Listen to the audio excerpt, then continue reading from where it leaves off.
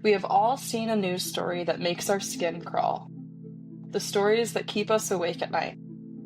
What if you were watching the news one day and the face of your attacker was staring back at you for the first time in years? This is the story of how the .22 caliber killer punched my aunt. Welcome to Who Are You? Curious Stories of Family Lore.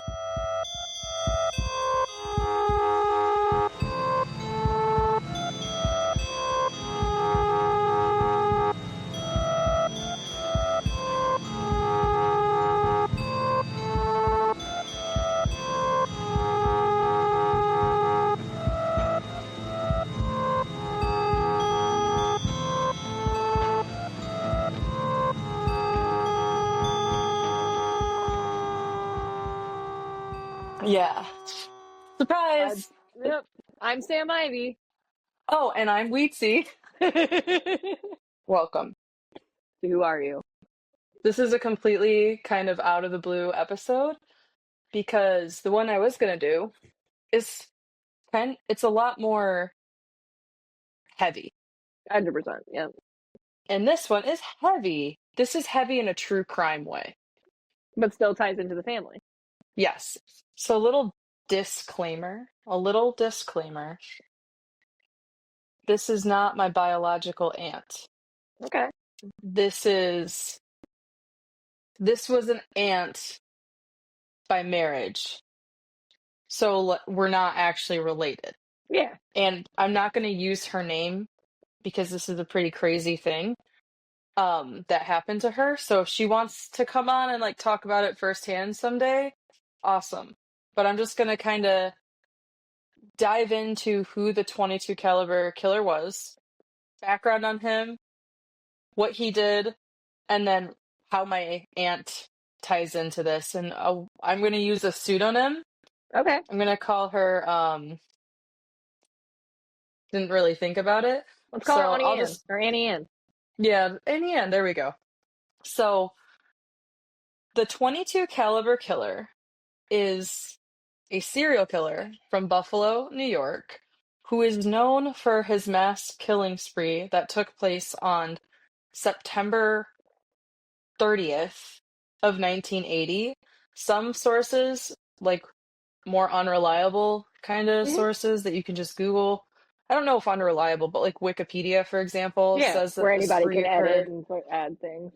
Yeah, that says that the spree took place on September 22nd, but then BuffaloLib.org states that it began on September 30th. So I'm See, going to it's go. wild. It's wild because I've heard of this killer, but I didn't realize he was one from Buffalo. And Oh, I'm excited to see what you've learned and what you found out. the .22 caliber killer, his name was Joseph Christopher, born, Joseph Christopher, two first names. He was born July 26, 1955, and he died March 1st, 1993, at the age of 37. Okay. And I'll just tell you right off the bat, he died from ball cancer in jail. So I want you to think about that. I want you to visualize that, what suffering that must have been. In jail, of all places, too. Yeah. Well, we talk about what he did. Because make sure I think about his balls while we talk about what he did. Well, I guess maybe that's not fair enough. That's at least he was found guilty. So there's that. There's no wondering what happened. That's just he's found guilty. We know who he is. So he's called the .22 caliber killer because the gun that he used was a .22 caliber rifle, but he sawed it off. It was, I don't know why you would saw off a rifle. I don't know. Like a ghost gun type deal, or is are you talking about sawing off the front, or he sawed it sawed off the front of it. It was shorter. I think it has to do something with the projectile of it or some shit. I think it has some effect with that if I'm not wrong, but correct me if I'm wrong, fam. Yeah, because honestly, no clue. It just says used a sawed-off .22 caliber rifle to murder specifically black men. Yes. So he was extremely racist, and he only attacked and killed black men that we know of. Because as you're going to find out, he was a very violent person, and if you were in the wrong place at the wrong time, anyone was fair game, Yep. especially if you were perceived to be getting in his way, which is a Okay. big part of this. Um, so the thing that's really crazy is he tried to get help, but was denied. No So, way. Okay. yeah. So a few weeks before the spree took place, the killing spree, he Hmm. tried to go to the Buffalo Psychiatric Center to get help. He wanted to be admitted because he said, "Hey, I feel like my mental health is declining. I'd like to get help." They evaluated him and deemed him not to be a harm to himself or others and recommended he get, yeah, they recommended he get therapy. Okay. And so he was like, "All right," and he left. Backing up a little bit, he he was born in 1955 to Therese and Nicholas Christopher, and his mom was a Okay. nurse. His mom was a nurse, and his dad was a maintenance worker. I I didn't find anything really like specific about his childhood, so I don't really know. But the main thing that stood out was that his dad was a hunter, and he taught his Okay. son because he was the only boy. Joseph was the only boy. He had two older sisters and one younger sister. So he was also the only boy and the middle kid. So that's a Ooh, combo. okay. And his dad kind of gave him all the manly love because he was his only son. And so he's like, look, this is the gun. This is how you load it. This is how Especially you during that kill time something. frame. Yeah, yeah, exactly. So he's teaching him how to hunt. He's teaching him how to kill, how to load a weapon, how to care for a weapon, how to saw off a weapon. I don't know if his dad taught him that, but that You takes learned it knowledge. somewhere. Yeah, exactly. Yeah. Like, who taught you that and what does it do? My thought was that it made it quieter, but m- changing the projectile kind of seems like that could be as like what you were saying to Yeah. hide the evidence. So weird. Um, Could also Catherine. made it easier to hide too, if you think about it, trying to hold or hide a like big ass shotgun compared to Oh, like for cutting him sure. down. Oh, duh. Yeah, if you're gonna go mass murder people, you don't want You to don't just want to just be walk in with carrying a around. Yeah. shotgun.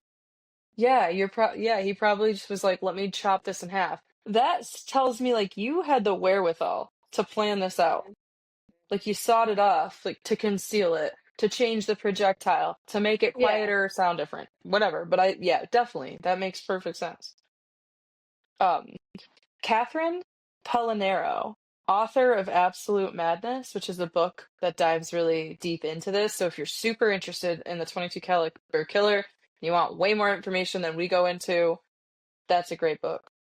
And that's where some of this information is from. Not, I didn't read the book, but I glossed over parts of what I could. So she believes that all these crimes would have been prevented if he had received the proper care. And a lot of the problem was that schizophrenia wasn't recognized. Like they It took weren't years looking. for that to get recognized. Yeah. Yeah. So he kind of fell through the cracks and was failed by the system. And that's not his fault. That part's not his fault. And what he did during that time, it was still motivated by racism.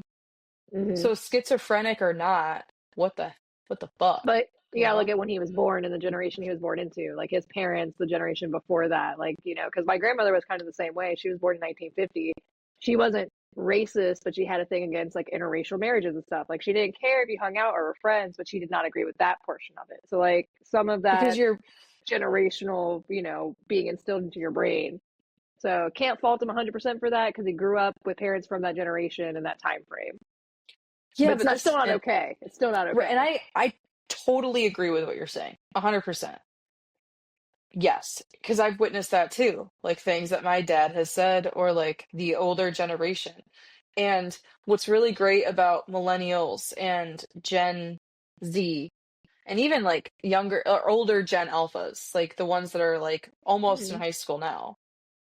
There's some, there's always problems with youth, but what we have done and generations after us have done is challenge the norms of what's accepted. And Yep. in every trace of history, in every part in time, there's always been non-racist people. So to use the excuse that, oh, it's, and I'm not saying you are, No. I'm saying generally speaking, to Hmm. use the excuse, oh, well, I was raised in a different time. Well, so was Connie from down the street, and she gives out, X, Y, and Z and Yeah, and volunteers. And that's where like, a lot of like who you are as a person kind of mends that too. It's just, hmm when you grow up in a certain environment, you're a product of your environment. So like I will give you a grace period to a certain extent. That does not mean that has to be your whole identifier. That doesn't mean you can't change your view. yes, 100%. Yeah. So you can also look at the good in people who are stuck. Like my grandma, who's 96, there might be some things that I don't agree with, but that's not changing. You're Hmm. 96 at that Hmm. point. So, um, but yeah. So the crazy thing is September 30th of 1980 is the date of this killing spree. And he just went outside. These all took place in all different places. So this wasn't like he went to a supermarket and open fired. Like he did Okay. do that. So four men were killed over 36 hours, four black men. Also, men were attacked that weren't killed during this time too, as well as his later attacks.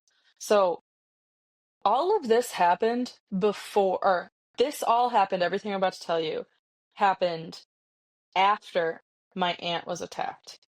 Okay. She was attacked when she was in college, Okay. and she was near the University of Buffalo. And I'll describe that. Do that after. Yeah, Well, we'll I'll get there. describe that part after. Yeah.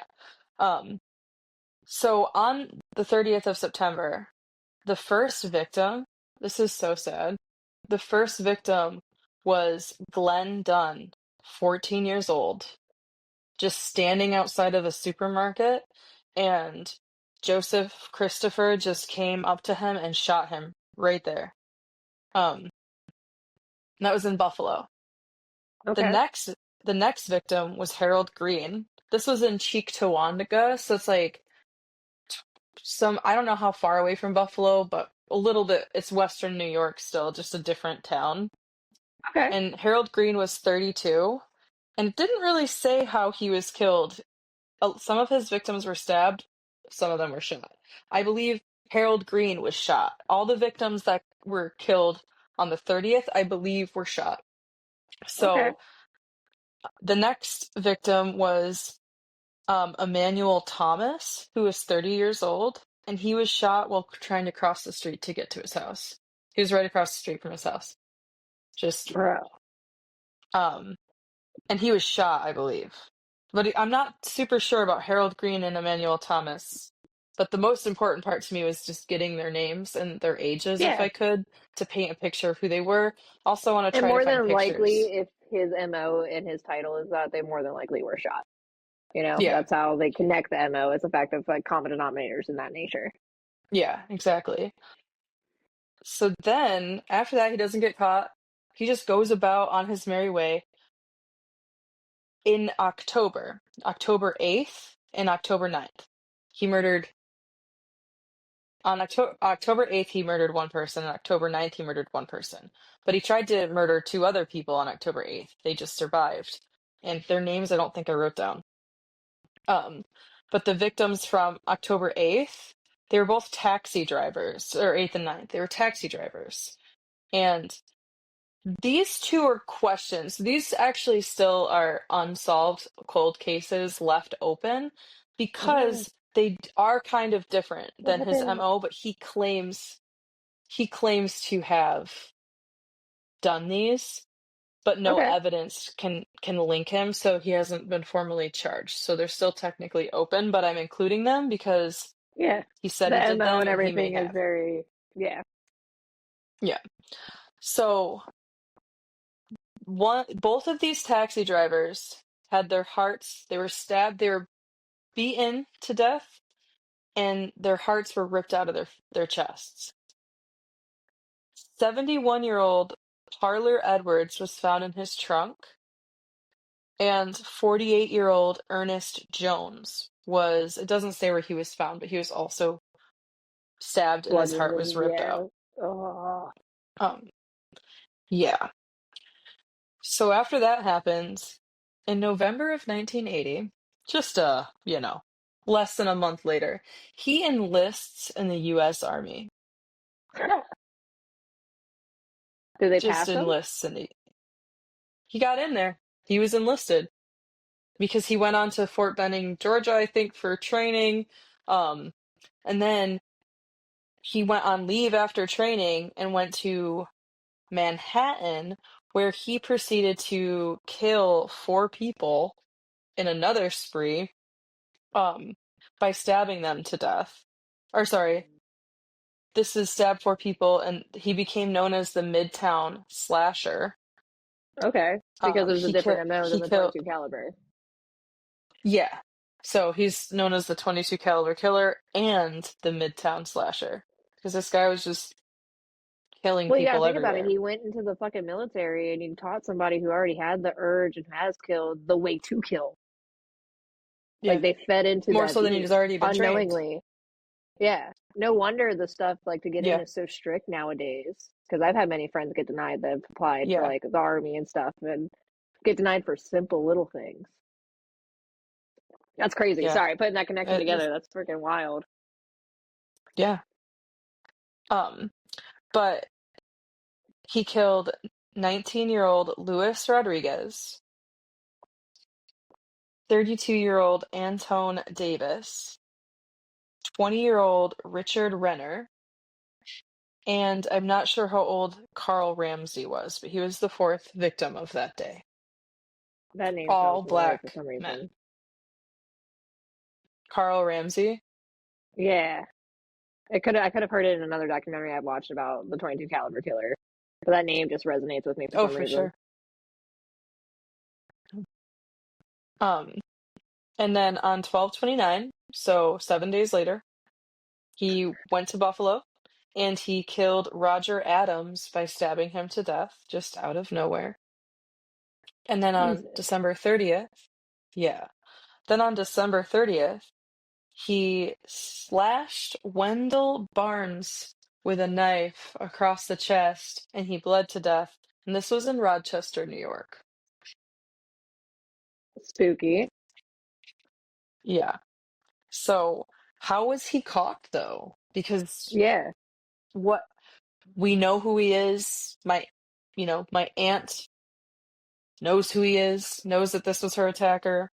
No, it's definitely intriguing, especially because like it kind of reminds me of the Night Stalker Richard Ramirez a little bit, with how like he Yeah, changed his MO the way he did, even though he kind of kept it very similar. He only went back and forth between two things, but like that type of stuff has always intrigued me with like serial killers and like that. Like that's why the Night Stalker is one that intrigues me very, very much. yeah. Oh, the Night Stalker terrifies me. That, Yeah, it's a great fear. It is a fear because you never knew who he was coming for. He would come in and beat people, sometimes wouldn't. Like it was so unpredictable that yeah. I just the way the brains work, it always intrigues me. Basically, what happened was he was going to therapy, so he did listen. They were like, "You should go to therapy," and he was like, "All right." And then he went out and proceeded to kill a bunch of people, but then started going to therapy. Okay.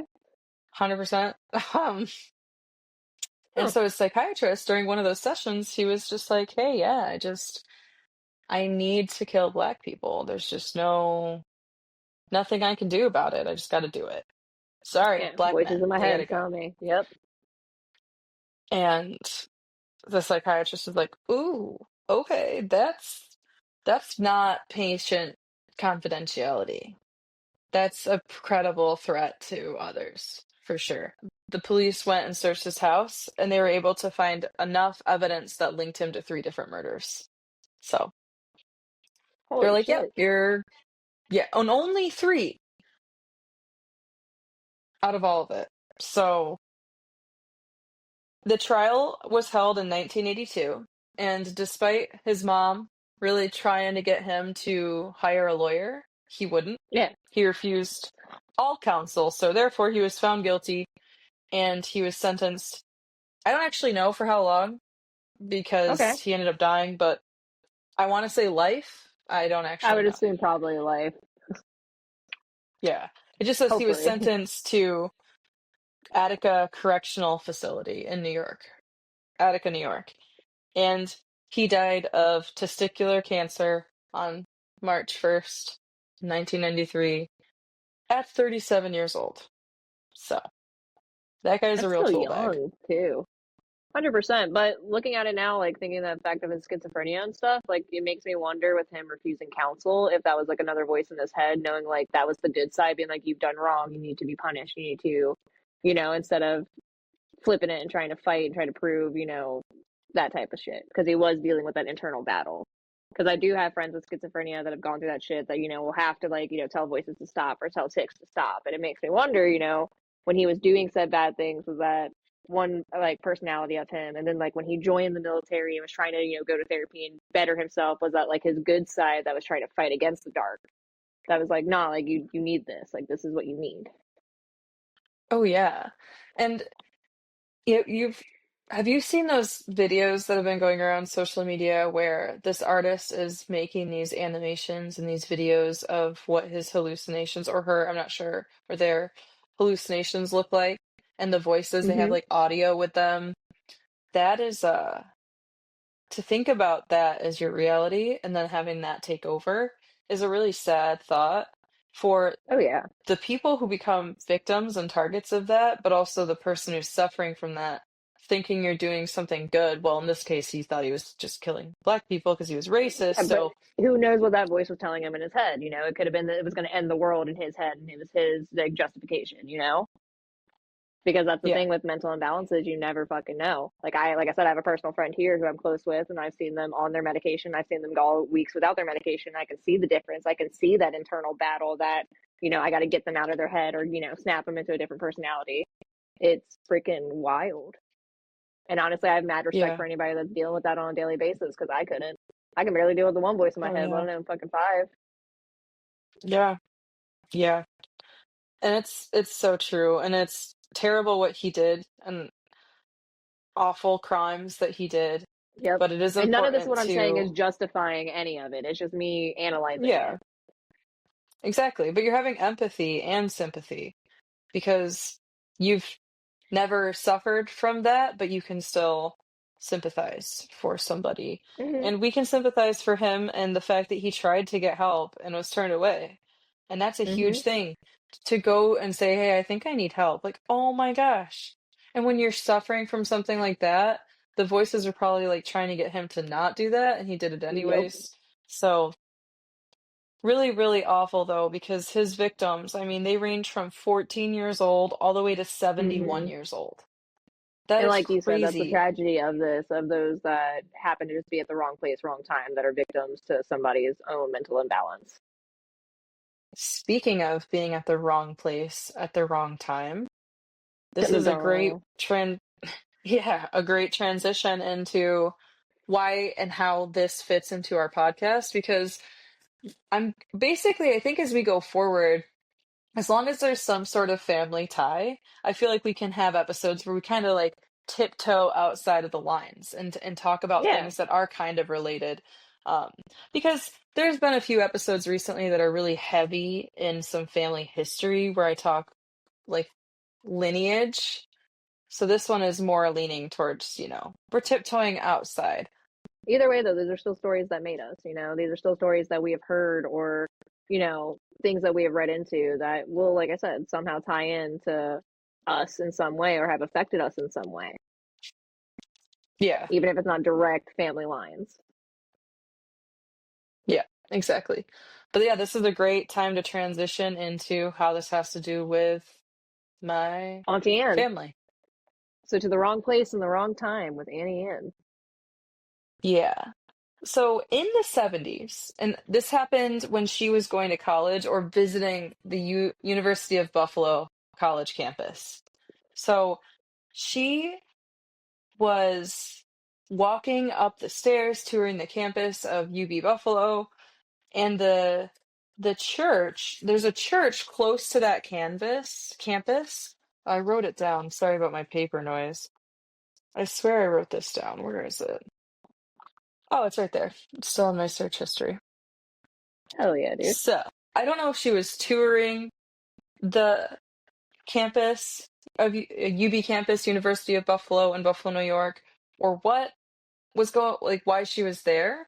I think she was with a Yeah. friend, her friend was touring the campus, or she was visiting somebody. But either way, they had spent the day roaming around the campus. She's young, she's in her early 20s, maybe mid 20s, and just completely she said it was a nice day, everything was going great, she'd been shopping, and they were walking up these really nice stairs, like these big not wooden, stone stairs that lead up to like a hit. Like there's like a hill, and then on the side there's this church. And I believe this church, based off of the research I did, is Calvary Baptist Church. This was Okay. an all black church. So they see these like stone stairs that go up a hill that's by the University of Buffalo campus. And she sees like the doors to the church and she gets curious. So she's like, I'm just gonna open it up and see. And so she starts walking towards the door of the church, and they swing open, and this dude comes running out, and she's like in his way, and he just leans back and punches her so hard in the face that he broke her jaw, and she had to be rushed to the emergency room, and her jaw was sewn shut. And like she had to have surgeries, had to have her jaw completely reconstructed. Had They Whoa. never knew who did it. She didn't, like, she saw him and she gave like a description, like she couldn't talk, so she had to write it down. Like she couldn't talk for months. So she was recovering. And this happened, and then he didn't get caught. She had no idea who it was. And then years later, she's sitting there. The news comes on that this guy is caught, and she sees his mugshot come on the screen, and she just like, it's like, oh my God, that's the guy that punched me in the face as I was walking up those stairs at UB. Bro. Bro.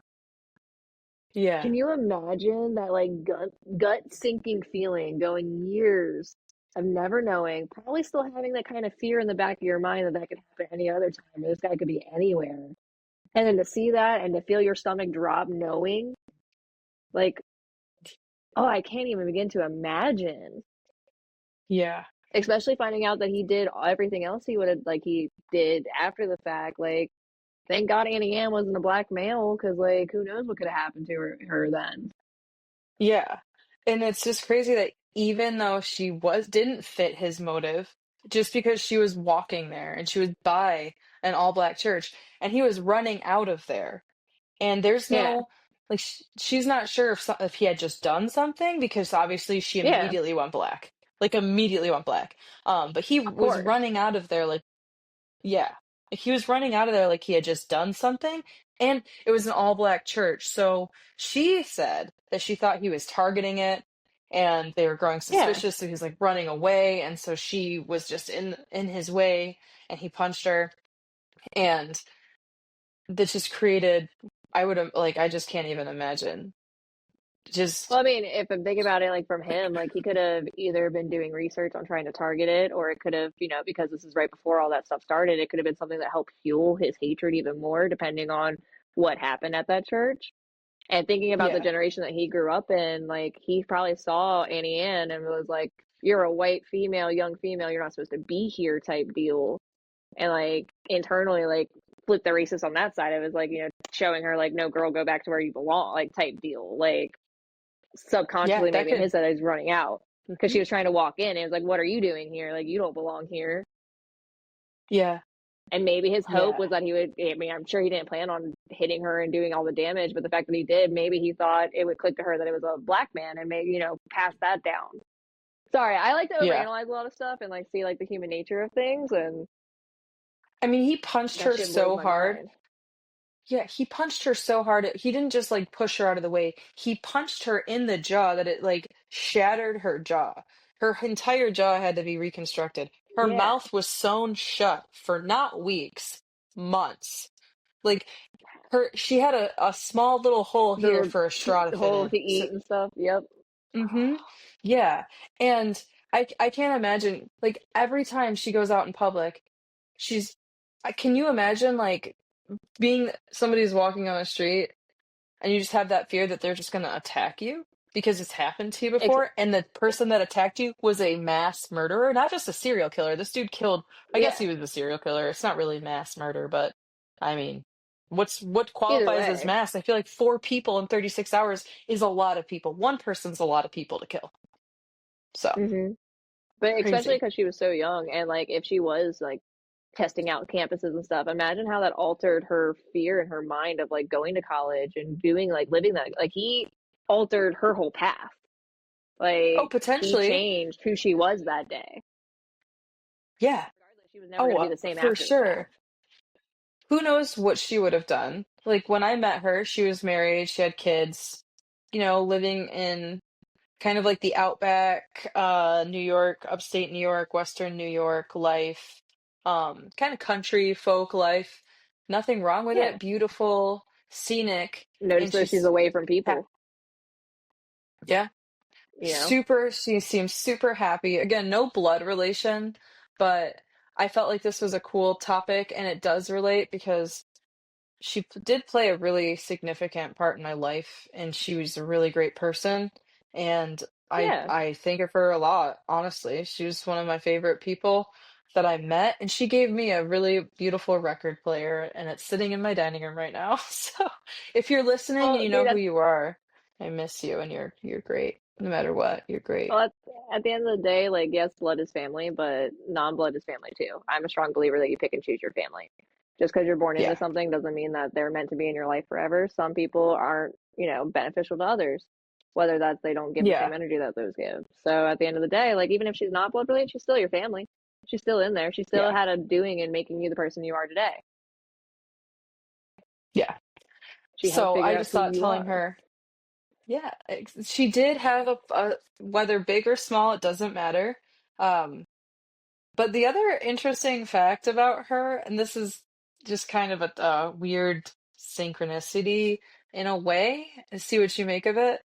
It mentioned how Joseph Christopher was really into hunting because his father, Nicholas, was really into hunting and the outdoors Yeah, too, like camping, survival, all this stuff. My aunt's husband was a very outdoorsy hunter. Like they had so many deer in their house. Camouflage was like the aesthetic.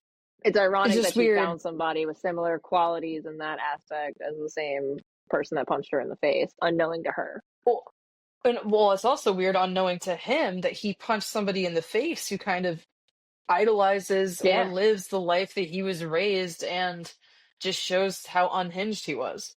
Not that I'm saying, oh, you shouldn't 100%. like attack people who are like you. No, you shouldn't attack people in general, like at all. I'm Yeah, just saying it's the weird, like how weird, how weird. yeah, So how it just kind of played out that's, that way. yeah. But that's really all I have. That's all the information, just kind of a breeze through of who that trash bag human was, but also like it wasn't totally his fault that he wasn't helped when he Yeah, needed to be helped. And my aunt survived and has a great life and turned out to be a really amazing human being. No complaints. Like just one of the people that lights up the room. Like contagious smile, just yeah, that's yeah. awesome. Go Annie Ann. I do wonder though, because she has like a lisp and some scars, and I think it's all from that. Like I think Yeah. like the way that she talks is a direct result of the attack from this man. Oh, and she probably had to reteach herself how to speak after that experience and She having did. everything like locked up. Yeah. Yeah. Oh, yeah. I forgot to mention that. She had to relearn everything, like how to talk and move her jaw and like months, like wired shut, and then had to have all of the wires removed, and then had to heal through that and had dry socket. It's like so intensely painful for so long, and not knowing who did that to you. And then you think you're over it, and then one day, boom, your attacker's face is staring at you. Just re Mm-mm. traumatized all over again. And she never reported it. If you look up his victims, she's not on the list, and she should be. She should be, but she was like, well, it's so long ago now, it doesn't matter. Her thing was he went to jail. He's faced Yep. for it. He's found guilty of something. What more is this gonna do? But she could be in these sources. Like she could be one of his victims. She should be. But I'm telling this story Yeah, so people are 100%. aware there are other victims. Yeah, there are other victims than what you find. There are real things that happen that this is part of this podcast too, is shining light on the cracks of the stories that people don't necessarily always pay attention to as well. And our podcast is also about passing down the stories that we've been told, the lore that we've been told, because at the end of the day, a lot of the people that have told us said stories aren't here to tell them anymore. So how else are their stories going to live on if it's not Yeah, through us and passing it down? Especially for me, because like if I mean, exactly. how old I am at this point, and if I don't plan on having kids, like who else is going to hear my stories? But no, this story definitely makes me like go back and think because my mom, But like she has a degree in forensic pathology and stuff. And like she actually got to go to the jail and like be oh a my part of gosh. what was part of her degree when she was pregnant with my sister. So like I want to hear if she has any stories or anything like, you know, that she might know where our family ties into some random event. So now you got me thinking and making me want to go ask her. We could also, yeah, why doesn't she just become a guest on our podcast where she just talks about what it's She like to will. be a forensic pathologist? Yeah. Okay, so stay I tuned mean, for granted, that, where we have she a doesn't do it guest, for a Sam's living. mom. She just has a degree in it. She doesn't do it for a living. She just has a degree in it. She went through the Oh, whole schooling for it. I think she has like a master's. But during that degree program, you have to go and like be a cop for a day. So you get to ride around in the cop car. You get to walk the jail. You get to live that life. But when she did it, I think she was like 3 to 5 months pregnant with my sister, yeah, walking around this jail. So like, and because that's crazy. she has so much research on serial killers and things like that, I'm curious if any of our family, because my family is fucking huge, if there's some weird tie-in that I just don't know about. Because Oh my my obsession with gosh, them have to come from somewhere find other than my out. mama. Yeah, find out. Let us know. Me Yeah, and the yeah, I listeners, got let you, us fam. know. So, but yes, that's the story of how the 22 caliber killer punched my aunt, and she lived to tell about it. Well, she lived to tell me about it so I could tell you about it. Either way, the story's getting told, man. It's important. Yeah. But any final thoughts for the listeners?